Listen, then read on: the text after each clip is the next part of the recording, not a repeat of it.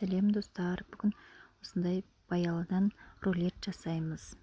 Осындай рулет жасау үшін бірінші баялыны тазалап жуып осылай кесеміз. Кескеннен кейін баялыларды су құйып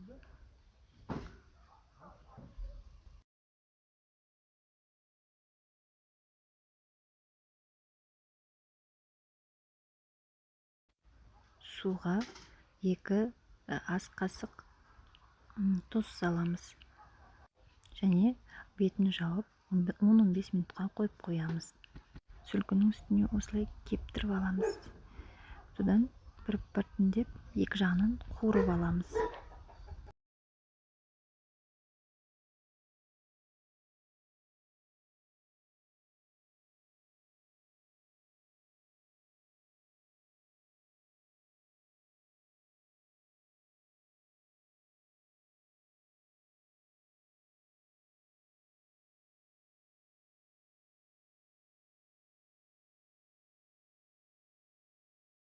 Бәрін қуырып біткеннен кейін енді салмасын жасаймыз. Оған бізге 2 қызанақ керек.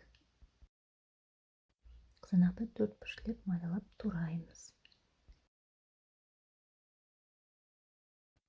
Енді бізге чеснок керек. Чеснокты теркіден өткізіп, оған майонез қосамыз. Біздің салмамыз дайын. Енді баялыдан алып майонезді жағамыз. Ортасына қызанақ саламыз және ораймыз. Бәрін осылай жасап бір ыдысқа саламыз.